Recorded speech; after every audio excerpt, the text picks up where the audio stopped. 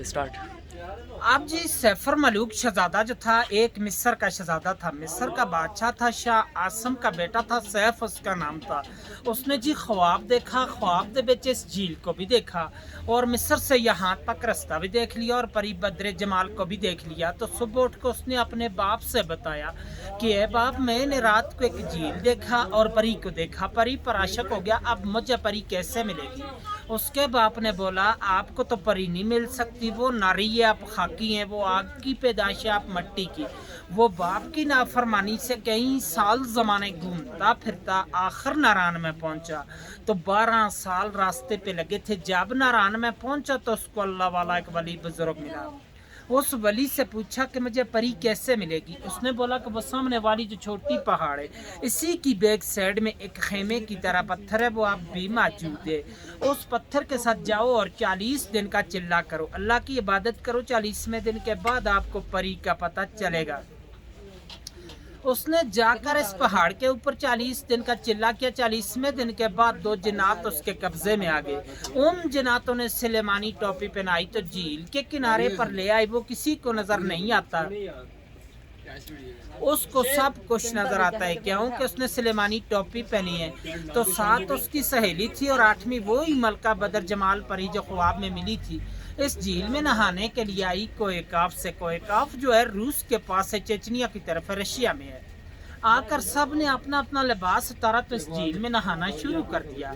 बदर जमाल का लिबास जो था वो जिन्होंने उठा के शहजादे को दे दिया, शहजादे ने अपने कब्जे में कर लिया। दूसरी सहेलियां लिबास पहनकर चला गई तो बदर जमाल अकेली रह गई, वो जा नहीं सकती थी। शहजादे ने उसको अपनी चादर पहनाकर नीचे नारायण की तरफ ले गया, पर जो थे वो छुपा लिए। जब नारायण में पहुंचा तो दूसरी सहेलियों ने जाके देव सफेद को बताया। देव सफेद जो था परी का आशिक के मजाद मालिक था कि परी हमसे जुदा हो गई है, पता नहीं है झील के अंदर डूब के मर गई या किसी चीज ने खा ली। बाहर की बात नहीं बताई कि शहजादा ले गया। देव ने आकर गुस्से के साथ अपनी एड़ी लगाकर यहाँ से सारे झील को तोड़ दिया, खारिज कर दिया कि शायद मेरी परी का पता चले। तो पहले ये आगे से सारा बंद ही बंद था, बहुत बड़ा एक तालाब झील था और खेमे के पीछे छोटी गरवडी के दरमियान जो गैप जा रहा है वहां से पानी का रास्ता जाता था। देव ने यहाँ से तोड़ दिया। तूफान गया नारायण के पास तो परी और शहजादे दोनों ने दुआ मांगी कि अल्लाह में बचा, तूफान आ गया। अल्लाह की कुदरत से एक सुरंग बन गया, दाएं साइड से भी तूफान गुजर गया और बाएं साइड से भी। परी और शहजादा दोनों बच गए। सुरंग अब भी मौजूद है नारायण में। सैफर मलूक होटल से 5 मिनट का रास्ते ही जाके देख सकते हैं। और देव ने गुस्से के साथ यहाँ से एक और छलांग लगाई तो दवा सही में लगा। देव का सांस चला गया परी के सदमे से। परी को लेकर शहजादा शहर मिस्र को चला गया। शहजादे का नाम था जी सैफ मलूक। तब कहते हैं कि यहाँ दोनों की मुलाकात हुई है, इसलिए इस झील का नाम मशहूर किया सैफर मलूक झील और इसकी दास्तान बनी है। फिर इसके ऊपर लोग आने शुरू हुए। उस वक्त इंसान की आबादी यहाँ पे नहीं थी, को काफी परेशान था, परियों का देश था। और आप इस वक्त 10,500 की हाइट पे बैठे हैं सतह समंदर से। वो सामने मलका पर्वत है, उसकी 17,000 हाइट है, लेकिन आज दिन तक उस पहाड़ी को किसी ने सर नहीं कर सका। इसके अंदर सोने की मैसत है, परियां इबादत करती हैं, जो बंदा भी जाता है उसको गिरा देती है। 98 का वाक्य राशिद भट्ट लाहौर का एक बंदा था, वो कहता था कि मैंने इस पहाड़ को सर करना है।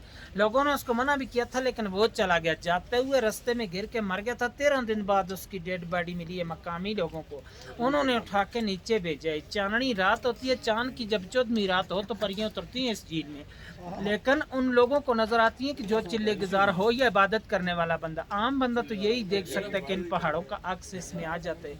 बहुत ही खूबसूरती होती है, दिन जैसी रोशनी होती है, लोग आते हैं नज़ारे करते हैं। और आज दिन तक झील की गिराई का अंदाजा भी किसी ने नहीं ले सके। एक अंग्रेज आया था, उसने 5 मन रस्सी लाई थी। उस वक्त गाड़ियां नहीं आती थी खच्चरों पे। आगे 10 किलो का लोहा बन के इसके दरमियान में कश्ती के थ्रू डालते रहे। रस्सी चलते चलते ख़त्म हो चुकी, लेकिन इसकी गिराई का अंदाज़ा नहीं कर सके। 5.5 किलोमीटर इर्द गिर्द है, 600 कनाल रकबे में ये सारा झील है। इसकी गिराई का कोई अंदाज़ा नहीं है। स्टोरी ख़त्म से। गाइस आप जब भी आए झील सैफर मलूक तो भाई साहब से कहानी ज़रूर सुनिएगा। सुनेगा इंशाल्लाह।